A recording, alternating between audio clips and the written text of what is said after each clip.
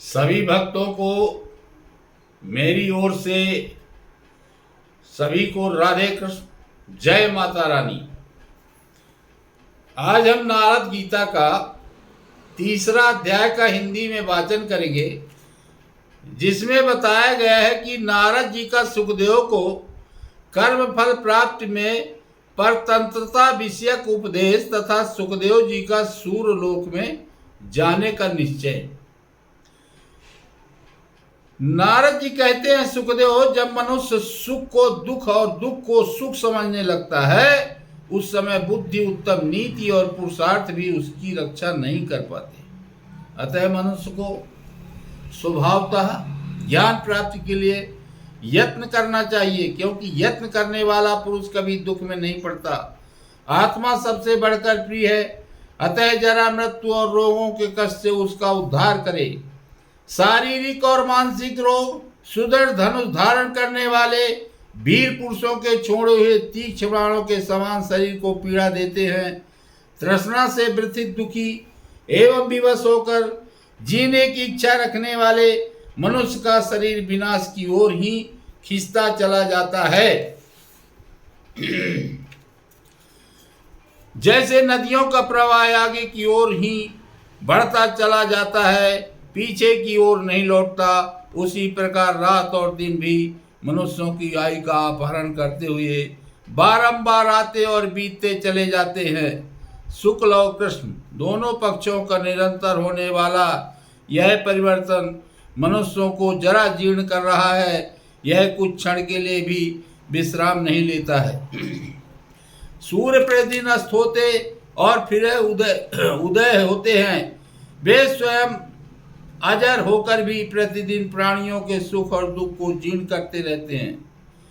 ये रात्रियां मनुष्यों के लिए कितनी ही अपूर्व तथा असंभावित प्रिय घटनाएं लिए आती और चली जाती हैं।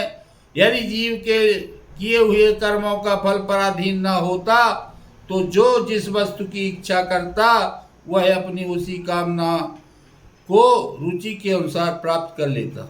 बड़े बड़े संयमी, बुद्धिमान और चतुर मनुष्य भी समस्त कर्मों से श्रांत होकर असफल होते देखे जाते हैं, किंतु दूसरे मूर्ख, गुणहीन और अधम मनुष्य भी किसी का आशीर्वाद न मिलने पर भी संपूर्ण कामनाओं से संपन्न दिखाई देते हैं। कोई कोई मनुष्य तो सदा प्राणियों की हिंसा में ही लगा रहता है और सब लोगों को धोखा दिया करता है, तो भी वह सुख ही भोगते भोगते बूढ़ा होता है। कितने ही ऐसे हैं जो कोई काम न करके चुपचाप बैठे रहते हैं, फिर भी लक्ष्मी उनके पास अपने आप पहुंच जाती है। और कुछ लोग काम करके भी अपनी प्राप्त वस्तु को उपलब्ध नहीं कर पाते। इसमें स्वभावतः पुरुष का ही अपराध, प्रारब्ध दोष समझो। वीर अन्यत्र उत्पन्न होता है और संतान उत्पादन के लिए अन्यत्र जाता है। कभी तो वह योनि में पहुंचकर गर्भ धारण कराने में समर्थ होता है और कभी नहीं होता, तथा कभी कभी आम के बौर के समान वह व्यर्थ ही झड़ जाता है। कुछ लोग पुत्र की इच्छा रखते हैं और उस पुत्र के भी संतान चाहते हैं तथा इसकी सिद्धि के लिए सब प्रकार से प्रयत्न करते हैं, तो भी उनके एक अंडा भी उत्पन्न नहीं होता। बहुत से मनुष्य बच्चा पैदा होने से उसी तरह डरते हैं जैसे क्रोध में भरे हुए विषधर सर्प से लोग भयभीत रहते हैं। तथापि उनके यहाँ दीर्घजीवी पुत्र उत्पन्न होता है और क्या मजाल कि वह कभी किसी तरह रोग आदि से मृत्यु तुल्य हो सके। पुत्र की अभिलाषा रखने वाले दीन स्त्री पुरुषों द्वारा देवताओं की पूजा और तपस्या करके 10 मास तक गर्भ धारण किया जाता है, तथापि उनके कुलांगार पुत्र उत्पन्न होते हैं। तथा बहुत से ऐसे हैं जो आमोद प्रमोद में ही जन्म धारण करके पिता के संचित किए हुए अपार धन धान्य एवं विपुल भोगों के अधिकारी होते हैं। पति पत्नी की पारस्परिक इच्छा के अनुसार मैथुन के लिए जब उनका समागम होता है, उस समय किसी उपद्रव के समान गर्भ योनि में प्रवेश करता है। जिसका स्थूल शरीर क्षीण हो गया है तथा जो कफ और मांसमय शरीर से घिरा हुआ है, उस देहधारी प्राणी की मृत्यु के बाद शीघ्र दूसरे शरीर उपलब्ध हो जाते हैं। जैसे एक नौका के भग्न होने पर उस पर बैठे हुए लोगों को उतारने के लिए दूसरी नाव प्रस्तुत रहती है, उसी प्रकार एक शरीर से मृत्यु को प्राप्त होते हुए जीव को लक्ष्य करके मृत्यु के बाद उसके कर्म फल भोग के लिए दूसरा नाशवान शरीर उपस्थित कर दिया जाता है। सुखदेव जी पुरुष स्त्री के साथ समागम करके उसके उदर में जिस अचेतन शुक्र बिंदु को स्थापित करता है, वही गर्भ रूप में परिणित होता है। फिर वह गर्भ किस यत्न से यहाँ जीवित रहता है, क्या तुम कभी इस पर विचार करते हो? जहाँ खाए वहीं हुए अन्न और जल पच जाते हैं तथा सभी तरह के भक्ष्य पदार्थ जीर्ण हो जाते हैं, उसी पेट में पड़ा हुआ गर्भ अन्न के समान क्यों नहीं पच जाता है? बोलो।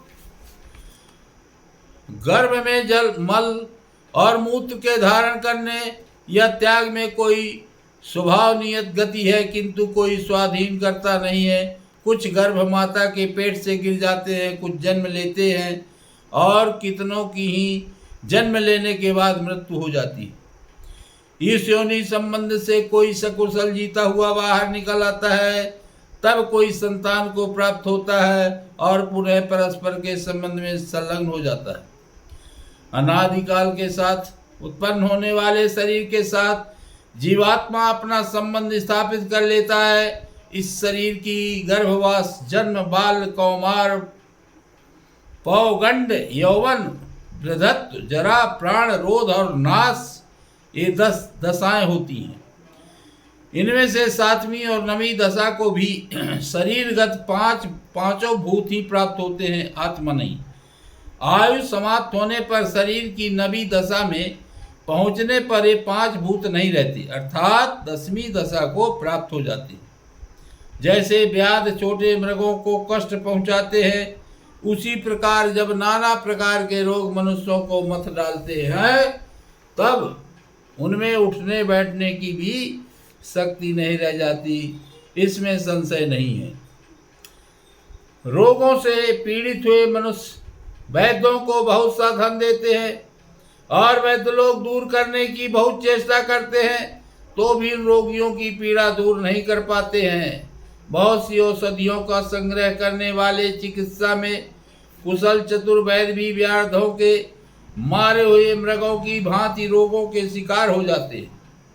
बड़े बड़े हाथी जैसे वृक्षों को झुका देते हैं, वैसे ही वे तरह तरह के काढ़े और नाना प्रकार के घी पीते रहते हैं, तो भी वृद्धावस्था उनकी कमर टेढ़ी कर देती है। यह देखा जाता है। इस पृथ्वी पर मृग, पक्षी, हिंसक, पशु और दरिद्र मनुष्यों को जब रोग सताता है, तब कौन उनकी चिकित्सा करने जाते हैं, किंतु प्रायः उन्हें रोग होता ही नहीं है। परंतु बड़े बड़े पशु जैसे छोटे पशुओं पर आक्रमण करके उन्हें दबा देते हैं, उसी प्रकार प्रचंड तेज वाले घोर एवं दुर्धर्ष राजाओं पर भी बहुत से रोग आक्रमण करके उन्हें अपने बस में कर लेते हैं। इसी प्रकार सब लोग भवसागर के प्रबल प्रवाह में सहसा पड़कर इधर उधर बहते हुए मोह और शोक में डूब रहे हैं और आतर नादक नहीं कर पाते। विधाता के द्वारा कर्म फल भोग में नियुक्त हुए देहधारी मनुष्य धन, राज्य तथा कठोर तपस्या के प्रभाव से प्रकृति का उल्लंघन नहीं कर सकते। यदि प्रयत्न का फल अपने हाथ में होता तो मनुष्य न तो बूढ़े होते और न मरते ही। सबकी समस्त कामनाएं पूरी हो जाती और किसी को अप्रिय नहीं देखना पड़ता। सब लोग लोगों के ऊपर से ऊपर स्थान में जाना चाहते हैं और यथाशक्ति इसके लिए चेष्टा भी करते हैं, किंतु वैसा करने में समर्थ नहीं होते। प्रमाद रहित पराक्रमी सूरवीर भी ऐश्वर्य तथा मदिरा के मत से उन्मत्त रहने वाले 60 मनुष्यों की सेवा करते हैं। कितने ही लोगों के क्लेश ध्यान दिए बिना ही निवृत्त हो जाते हैं तथा दूसरों को अपने ही धन से समय पर कुछ भी नहीं मिलता। कर्मों के फल में भी बड़ी भारी विषमता देखने में आती है। कुछ लोग पालकी ढोते हैं और दूसरे लोग उसी पालकी में बैठकर चलते हैं। सभी मनुष्य धन और समृद्धि चाहते हैं, परंतु उनमें से थोड़े से ही ऐसे लोग होते हैं जो रथ पर चढ़कर चलते हैं। कितने पुरुष स्त्री रहित हैं और सैकड़ों मनुष्य कई स्त्रियों वाले हैं। सभी प्राणी सुख दुख आदि द्वंद्वों में रम रहे हैं। मनुष्य उनमें से एक एक का अनुभव करते हैं, अर्थात किसी को सुख का अनुभव होता है, किसी को दुख का। यह जो ब्रह्मा नामक वस्तु है, इसे सबसे भिन्न एवं विलक्षण समझो। इसके विषय में तुम्हें मोहग्रस्त नहीं होना चाहिए। धर्म और अधर्म को छोड़ो, सत्य और असत्य दोनों का त्याग करो। सत्य और असत्य दोनों का त्याग करके जिससे त्याग करते हो उस अहंकार को भी त्याग दो। मुनि श्रेष्ठ, यह मैंने तुमसे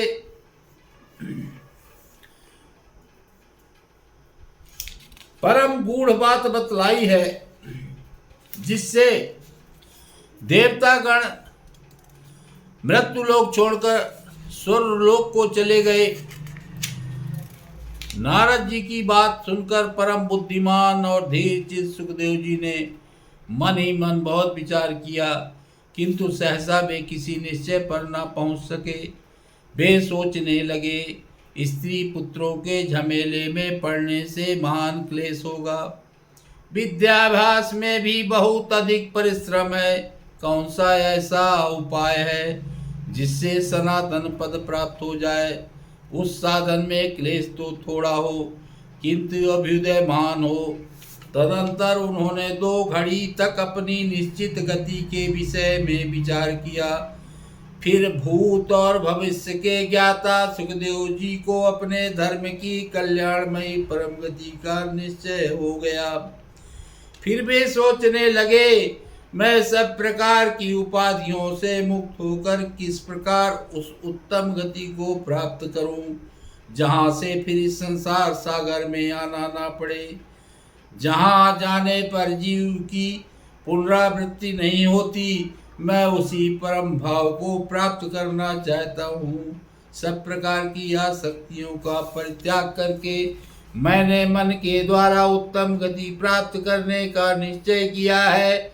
अब मैं वहीं जाऊंगा जहाँ मेरे आत्मा को शांति मिलेगी तथा जहाँ मैं अक्षय अविनाशी और सनातन रूप से स्थित रहूंगा। परंतु योग के बिना उस परम गति को नहीं प्राप्त किया जा सकता। बुद्धिमान का कर्मों के निकृष्ट बंधन से बंधा रहना उचित नहीं है। अतः मैं योग का आश्रय ले इस देह ज्ञ का परित्याग करके वायु रूप हो तेजो राशि में सूर्यमंडल में प्रवेश करूंगा। देवता लोग चंद्रमा का अमृत पीकर जिस प्रकार उसे क्षीण कर देते हैं, उसी प्रकार सूर्यदेव का क्षय नहीं होता। धूम मार्ग से चंद्रमंडल में गया हुआ जीव कर्म भोग समाप्त होने पर कंपित हो फिर इस पृथ्वी पर गिर पड़ता है। इसी प्रकार नूतन कर्म फल भोगने के लिए वह पुनः चंद्रलोक में जाता है। सारांश है कि चंद्रलोक में जाने वाले को आवागम से छुटकारा नहीं मिलता। इसके सिवा चंद्रमा सदा घटता बढ़ता रहता है, उसकी ह्रास वृद्धि का क्रम कभी टूटता नहीं है। इन सब बातों को जानकर मुझे चंद्रलोक में जाने या ह्रास वृद्धि के चक्र में पड़ने की इच्छा नहीं होती है।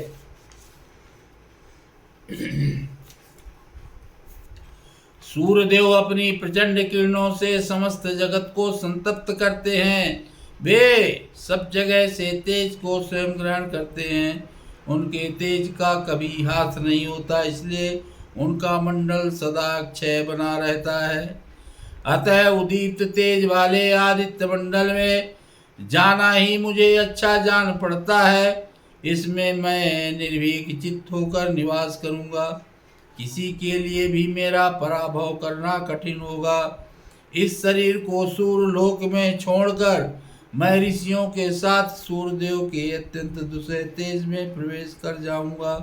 इसके लिए मैं नग नाग पर्वत पृथ्वी दिशा दुलोक देव दानव गंधर्व पिशाच सर्प और राक्षसों से आज्ञा मांगता हूँ।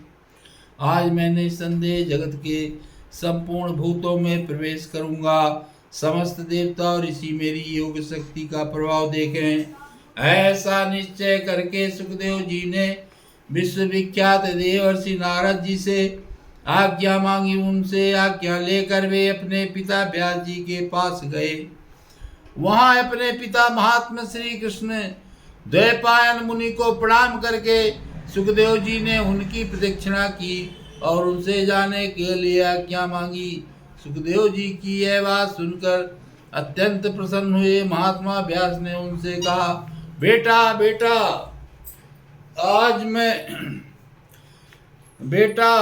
आज आज यही रहो, जिससे तुम्हें जी भर निराहार रहकर अपने नेत्रों को तत्व कर लूं। परंतु सुखदेव जी स्नेह का बंधन तोड़कर निरपेक्ष हो गए थे। तत्व के विषय में कोई संशय नहीं रह गया था। अतः बारंबार चिंतन करते उन्होंने वहां से जाने का ही विचार किया। पिता को वहीं छोड़कर उनसे सुखदेव सिद्ध समुदाय से सेवित विशाल कैलाश शिखर पर चले गए।